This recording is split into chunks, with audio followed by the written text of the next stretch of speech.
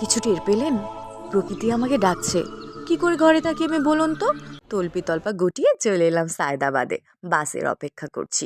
কোথায় ডেস্টিনেশন? সীতাকুণ্ড। পাহাড়, সমুদ্র, ঝর্ণা, শালবন, লেক সব মিলিয়ে অন্যরকম একটা পরিবেশ। বাসে সবাই উঠে পড়লাম। এই তো দেখুন আমার অবস্থা, ক্যামেরা দেখা মানেই পথ শুরু। যেমন থাকি যাই থাকি, আর আমার হাসি তো আছেই। বাস স্টার্ট দিয়েছে, তারপর আবার কিছুক্ষণ বসেছিলাম। আর যাত্রাপথে একটু নাচ গান আমরা করব না তা কি করে হয়? আমরা যেখানে আছি চুপচাপ বসে বসে যাব, হতেই পারে না। ব্যাস আমরা সবাই মিলে খুব মজা করছিলাম। আর আমরা ভাই বড় হতে পারি না, আমরা বলতে আমি বড় হতে পারি না। আমি ভাই এখনও যেমন আছি, আমার মনে হয় নেক্সট 40 বছর পরেও আমি এমনই থাকবো ইনশাল্লাহ। যাই হোক, খুব মজা করে আমরা যাচ্ছিলাম। আসলে কোথাও গেলে আনন্দ না করতে পারলে আসলে গিয়ে মজা নাই, কারণ আমরা কোথাও ঘর থেকে বের হয়ে আসলে আনন্দের জন্যই। তো আমরা গল্পগুজব করছিলাম, সবাই যাচ্ছিলাম, আবার সানটান নিয়েও কিন্তু ভাবছিলাম একটু। যত যাই হোক, মেয়ে মানুষ তো সুন্দরের চিন্তা করতেই হয়। আর ইনি হচ্ছে আমাদের আজকের ভ্যাসলিন আপা। আপার একটু পরপর ঠোঁট ফেটে যাচ্ছে এবং আপা একটু পরপর ভ্যাসলিন লাগাচ্ছে। সেই ভ্যাসলিন পেশেন্ট বলা যায়। তো ভ্যাসলিন কোম্পানি কিন্তু তাকে স্পন্সর করতে পারে। আপা সারাক্ষণই ভ্যাসলিন ঠোঁটে দিচ্ছে, আপনারা দেখতে পাচ্ছেন। ব্যাস একটু পরে আমরা কুমিল্লাতে নেমে গেছি। কুমিল্লাতে নেমে এই যে দেখুন আমাদের অবস্থা। সবাই বলে Megh, you should grow up, but no, I can't grow up. No, I can't actually. আর গোল গোল মানে কিন্তু আপনারা কেউ ডাবল মিনিং করবেন না, আমি রসগোল্লার কথা বলেছি। আসলে এটা রসগোল্লাও না, এটা একটা ছানার ভেজা মিষ্টি, বাট মিষ্টিটা খুবই মজার ছিল, সত্যি কথা। আর এখানে যাই আমি এই পর্যন্ত খেয়েছি সবই খুবই টেস্টি। আর মানুষ বাঁচে হচ্ছে, মানে মানুষ হচ্ছে খায় বাঁচার জন্য, আর আমি বাঁচি ভাই খাওয়ার জন্য। আপনারা এই কথাটা অনেকবার শুনে থাকবেন আমার মুখে। তা আমি খেতে খুব পছন্দ করি। এই যে হাতে যে কফিটা দেখছেন, অ্যাকচুয়ালি এটা আমার না, আরেকজনের ধার করা কফি হাতে নিয়েছিলাম জাস্ট একটু পোজ দেওয়ার জন্য, আর কিছুই না। অ্যাকচুয়ালি আমি চা কফি কিচ্ছু খেতে পছন্দ করি না। কি ভয় পাচ্ছেন? প্লিজ ভয় পাবেন না, বুঝতে পারিনি নিশ্চয়ই। আবার দেখুন। ভয় পেলে নিজ দায়িত্বে কিন্তু ঝাড়ফুঁক দিয়ে নেবেন ভাই, আমার কোনো দোষ নাই। আমি এমনই চলে এলাম সীতাকুণ্ডতে। খুবই শীত কিন্তু সীতাকুণ্ড আসলে পাহাড়ি এলাকা তো। আমরা শুধু একা আসিনি, মনে হলো যে শীতও আমাদের সাথে একদম ট্রাক ভর্তি করে চলে এসেছে। কনকনে শীতে আমি জমে পুরো এগুলো আইসক্রিম হয়ে যাচ্ছিলাম সিরিয়াসলি। উপরে যদি একটু ক্রিম রাখা যেত সেই, বাট আমি হট কম না। যাই হোক, চলে যাচ্ছি বাঁশবাড়িয়া সি বিচের দিকে। পুরো জমে যাচ্ছিলাম, মনে হচ্ছে কলিজা পর্যন্ত হচ্ছে বরফ হয়ে যাচ্ছে। আর যে দেখুন কুয়াশার চাদর মেখে কিভাবে পরিবেশটা ঘুমাচ্ছিল। আর এই যে সূর্যি মামা উঠে জানান দিয়ে দিল, হেই আই এম কামিং বেবি। আমরাও সূর্যের সাথে ছোট ছোট রিলস এবং হচ্ছে ভিডিও নিয়ে নিলাম, ছবিও তুলেছি অনেক, সেগুলো সামনে দেখতে পাবেন। একটা নতুন সূর্য মানে নতুন দিনের শুরু, নতুন দিন জানান দেয় একটা নতুন হোপ এবং নতুন একটা পৃষ্ঠা, যে পৃষ্ঠায় আপনি সুন্দর সুন্দর দিন লিখতে পারবেন। এবং দিন লেখার জন্য আপনাকে কিন্তু নিজেকে ভালোবাসতে হবে। আর সমুদ্র শুকিয়ে গেলেও কিন্তু সমুদ্র সুন্দর, এবং সমুদ্র অপেক্ষায় থাকে আর নতুন আরেকটা দিনের জন্য। আমাদের আজকের সমুদ্র কিন্তু সে কথাটি বুঝিয়ে দিয়েছে। তো যাই হোক, সামনে খেজুরের বাগান আমি হেঁটে যাচ্ছি এবং গাছেরা কিন্তু সামনে দেখা যাচ্ছে যে খেজুরের রস নিয়ে বসে পড়েছে। আপনারা এখানে এলে কিন্তু ফ্রেশ খেজুরের রসও খেতে পারবেন। এবং খেজুরের বাগানটা পার হলেই কিন্তু বিশাল শালবন। আর যে খুব সমুদ্রের পাশটা কি যে সুন্দর, এবং সমুদ্র যেহেতু এখন পানি নেই, খুব একটা শুকিয়ে আছে, তো অনেক সুন্দর লাগে। এবং আপনারা চাইলে কিন্তু এখানে তাঁবু করে বা ক্যাম্পেইনও করতে পারবেন। আর এই যে দেখুন কি সুন্দর করে, মানে জায়গায় জায়গায় হচ্ছে ঘাস জমে উঁচু উঁচু মাটিতে। তাল হতে কোনো অ্যালকোহল লাগে না, কারণ আমি নিজেই তো অ্যালকোহল, এবং পৃথিবীর কোনো নেশা আমাকে ধরতে পারবে না, কারণ আমি নিজেই তো নেশার হচ্ছে ফ্যাক্টরি, তাই না? আমি নিজের নেশায় সারাক্ষণ বোধ হয়ে থাকি। আমি নিজেই একটা পুরো একটা অ্যালকোহলের ডিব্বা। তো আমার মনে হয় যে সবারই উচিত নিজের মানে সেলফ অবসেশন থাকা বা সেলফ অবসেসড থাকা, তাহলে আর কি আপনাকে কিন্তু কেউ কষ্ট দিতে পারবে না। নিজেকে ভালোবাসবেন, নিজের সবসময় যত্ন নেবেন এবং নিজের দিনকে সবসময় সুন্দর করার চেষ্টা করবেন। সবার আগে আপনার জীবন। Me with my bestie to ramp show, নায়িকা নায়িকা ভাব নিয়ে হাঁটা চলা। मैंने पूछा उसको baby would you come to me run to me when you wanna make some love সন্ন্যাস সন্ন্যাস ফিল হচ্ছিল। কিছু ছবি তুলে নিলাম খোলা আকাশের নিচে। আসলে মাঝে মাঝে ইচ্ছে করে একটা ফিনিক্স পাখি হয়ে উড়ে বেড়াই, এখানে সেখানে, কোনো বাধা নেই, কোনো পাসপোর্ট ভিসাও লাগবে না, যেখানে খুশি সেখানে চলে যাব। এরপরে আমাদের এই যাত্রাটি হচ্ছে পাহাড়ের দিকে। আমরা পাহাড়ের দিকে যাচ্ছি এবং দেখুন কি সুন্দর একটা পরিবেশ, যেহেতু একটু রোদ উঠে গিয়েছিল, সো পরিবেশটা অনেক পরিষ্কার হয়ে গেছে। লাঠি বাছাই করছি, এটা কিন্তু খুব ইম্পর্টেন্ট। লাঠি বাছাই করা আর জামাই বাছাই করা একই ব্যাপার, দুটোই বিপজ্জনক যদি ভুল বাছাই করেন। যাই হোক, সকালের খাবার খেয়ে নিচ্ছি। নাস্তাটা আসলে খাবার ছাড়া আমি বাঁচতে পারবো না ভাই, আমার খাবার আগে, তারপর দুনিয়ার সব। এই যে ডার্লিং আই এম কামিং, ওই যে আমার ডেস্টিনেশন। আমরা যাচ্ছি ওই দিকটায়। যতটা সহজ মনে হচ্ছে বা যতটা কাছের মনে হচ্ছে, ব্যাপারটি অতটা কাছের ছিল না, বেশ কঠিন এবং কষ্টসাধ্য। তবে হ্যাঁ, এনজয়েবল যদি আপনি এনজয় করতে জানেন। আসলে কষ্টকে এনজয় করতে সবাই জানে না, কষ্ট করেই কিন্তু কেষ্ট পাওয়া যায়। আর হচ্ছে জীবনটা কিন্তু একটা সুন্দর রেসিপির মতো, এটা হচ্ছে ডিপেন্ড করবে যে আপনি কিভাবে কোন মশলায় আপনার খাবারটা রান্না করবেন। তো সুস্বাদু করতে চাইলে মশলাটাও কিন্তু আপনাকে সেভাবে মাখাতে হবে বা দিতে হবে। এটা টোটালি ডিপেন্ড করবে আপনার উপর। কি সুন্দর পরিবেশ দেখুন। উফ, উঠছিলাম কষ্ট করে, বাট কিছু কিছু জায়গায় হচ্ছে ক্লিপ নেওয়া যাচ্ছিল না, কারণ হচ্ছে এতটাই খাড়া ছিল। ভাই পড়লে পড়লে আপনি কবরে যাবেন না চিতায় যাবেন তারও কোনো অপেক্ষা রাখে না, কারণ আপনাকে পাওয়া গেলে তবে না আপনার কবর বা চিতা হবে। যাই হোক, বৃষ্টির দিনে এটা খুবই রিস্কি, যেটা মনে হলো আমার কি। ওই যে এই মন্দিরটা হচ্ছে আমরা মানে এখন যাব বা যাচ্ছি এই মন্দিরটার দিকে। এটার টপেও কিন্তু আরেকটা মন্দির আছে। আমাদের ইচ্ছা ছিল বা ইচ্ছা মানে তখনই ছিল যে আমরা টপ পর্যন্তই যাব। সো আমরা একটা মন্দির পার করে কিন্তু পরের মন্দিরটাও গিয়েছিলাম। তো এটা আমরা যাচ্ছি তো যাচ্ছি, পথ মনে হচ্ছিল থামছিল না। কিছু দূর গিয়ে মনে হচ্ছে ভাই আর কত দূর। ১.৫ ঘন্টা পার করার পরে মনে হচ্ছে যে আর মানে এখনও তো ফার্স্ট মন্দিরটায় মানে মন্দিরটার উপরে যেতে পারলাম না। যাই হোক, ফাইনালি উই রিচড সেফলি। একটু বিশ্রাম নিয়ে দেন আবার আমাদের যাত্রা শুরু টপে ওঠার জন্য। তো আমরা যাচ্ছি যাচ্ছি যাচ্ছি, আপনারা আমাদের সাথে যাচ্ছেন যাচ্ছেন যাচ্ছেন। তবে পরিবেশটা কিন্তু আসলে অনেক সুন্দর। তখন চিন্তা করি যে এই যে যে ছোট ছোট সিঁড়িগুলো বানানো হয়েছিল কিভাবে করেছিল। ও মাই গড! এই যে লেবুর পিনিক খাচ্ছি, খুবই ঝাল টক বাট মজার, কারণ গরমের মধ্যে এত সবাই অস্থির ছিলাম, ভালোই লেগেছে। আবারও শুরু।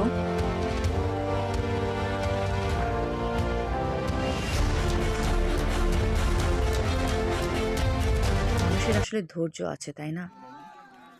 এরপর আবার যাত্রা বিরতি। আমরা এখানে শশা খাচ্ছিলাম, শশাটা ফ্রেশ ছিল, উপরে বিট লবণ দিয়ে বেশ ভালো লাগছিল, কারণ আমরা সবাই তৃষ্ণার্ত ছিলাম। একটু পরপর গলা শুকিয়ে আসছে, পানি খেয়ে কাজ হচ্ছিল না।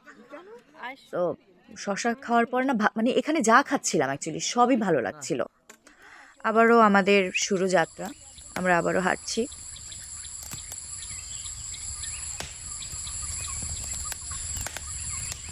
মানে সাইডে তাকালে না আসলে গিরা কাঁপতেছিল, যে সাইডে তাকালে মনে হচ্ছে ভাই পরে যদি চাই সোজা মায়ের ভোগ, মায়ের ভোগে যাব না কই যাব বুঝতে পারতেছিলাম না।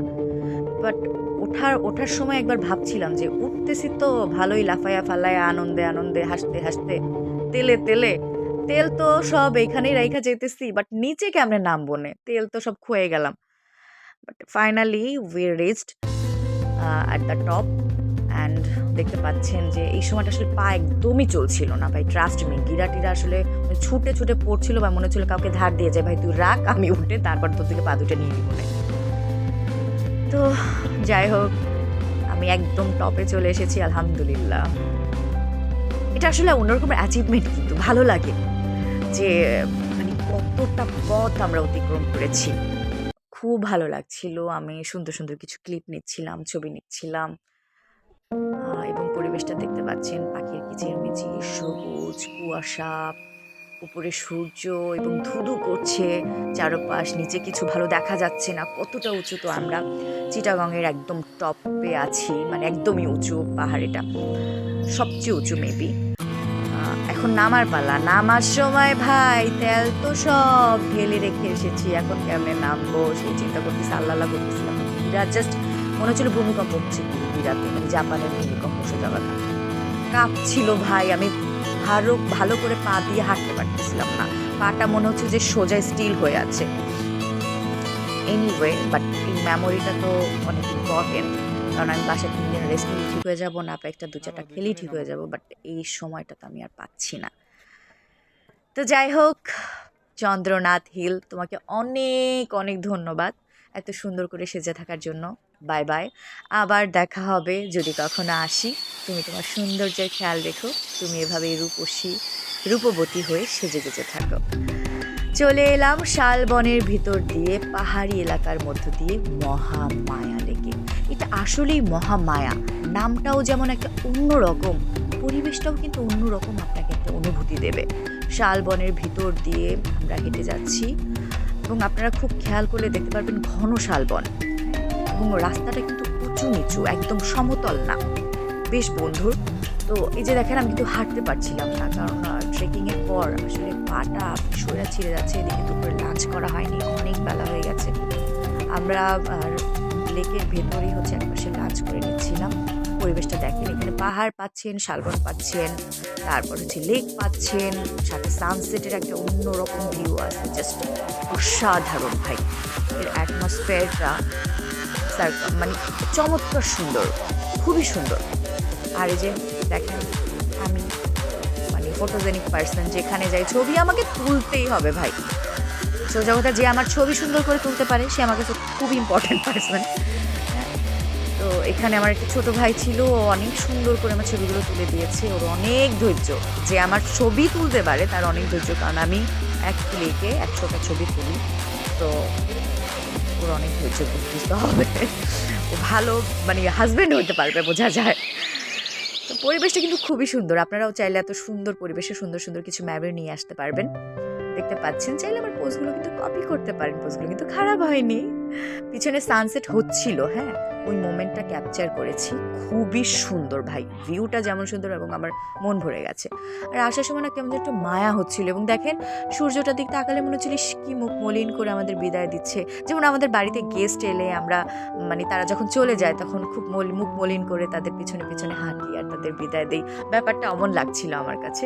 আসলে পরিবেশ বা প্রকৃতি কিন্তু আমাদের সাথে কথা বলে, যদি আপনি সেটা বুঝতে পারেন, বা যদি আপনি সেটা অনুভব করতে পারেন। সো দেখেন, আমি খুব বিচ্ছিরিভাবে হাঁটছিলাম, কারণ আমি হাঁটতে পারছিলাম না, এবং রাস্তাটা কিন্তু ঢালু, সো কষ্ট হচ্ছিল। বাট কষ্ট হোক যাই হোক, বুঝতে তো দেওয়া যাবে না আমি যে ঢং করতে তো ভুল করতেই পারি না আমি অ্যাটলিস্ট। যাই হোক, আমি কিছু সুন্দর ক্লিপ নিচ্ছিলাম আপনাদের দেখাবো বলে, যে দেখুন আমিও কত ঢং করতে জানি। Anyway, I am just joking.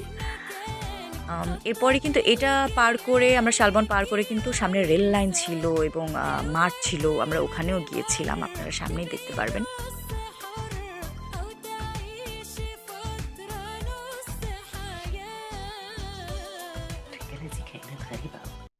এই তো এখন দেখবেন মাঠের মধ্যে আমার ছোটাছুটি দৌড়াদৌড়ি। अब कोई दूरी ना उलझन कोई, बस एक इकरार है।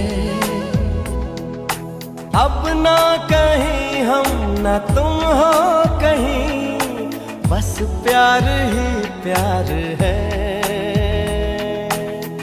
सुन सको धड़कने इतने पास आओ ना, सुन सको धड़कने इतने पास आओ ना। सब गाते हैं सब ही मदहोश हैं, हम तुम क्यों खामोश हैं। अब मेरे सपनों पे तुम ही तुम छाओ ना, आओ ना, आओ ना, आओ ना, आओ ना। अब कोई दूरी ना उलझन कोई, बस एक इकरार है। अब ना कहीं গিয়েছিলাম একদল অচেনা মানুষের সাথে, কিন্তু ফেরার পথে সবাই খুব পরিচিত, চেনা এবং বন্ধুত্বপূর্ণ সম্পর্ক হয়ে গিয়েছিল। গলা মিলিয়ে সবাই গান গাইছি, হাসছি, মজা করছি, এটাই তো হওয়া উচিত, তাই না? বাট আমার মনে হয় না কখনো তাদের সাথে দেখা হবে, কিন্তু এই যে যে তাদের সাথে আমার মেমোরিটা, এটা খুব ইম্পর্টেন্ট। এই মানুষগুলোর সাথে আর কখনোই হয়তো দেখা হবে না। আর দেখেন একসাথে নাচছি, মজা করছি, হুড়োহুড়ি করছি। আসলে মানে ঘর থেকে বের হলেই না নতুন কিছু শেখা যায়। বইয়ের পৃষ্ঠা আমাদের যতটা না শেখায়, তার চাইতে বেশি শেখা হচ্ছে যে একটু ট্যুর বা একটু ট্রাভেল করা, এসব খুব ইম্পর্টেন্ট লাইফে।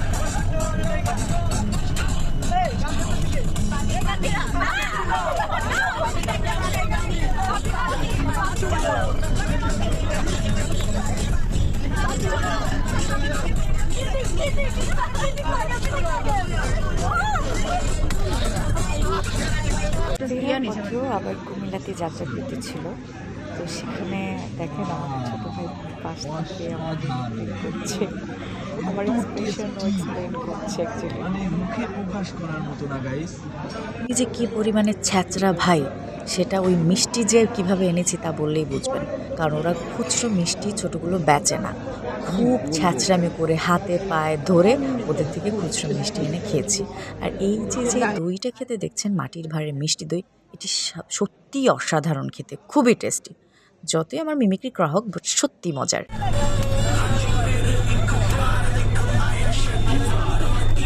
দেখতে দেখতেই চলে এলাম ঢাকায়। ব্যাস ফিরছি বাড়িতে। একা ফিরছি না, সাথে নিয়ে এসেছি অনেক অনেক স্মৃতি, আনন্দ এবং কিছু প্রাণের সঞ্চার, যে বীজগুলো আমার শরীরে মনে নতুন প্রফুল্লতা যোগাবে, আনন্দ যোগাবে, আর আমি প্রফুল্ল থাকব। আর এগুলো কিন্তু ভালো থাকার মন মন্ত্র।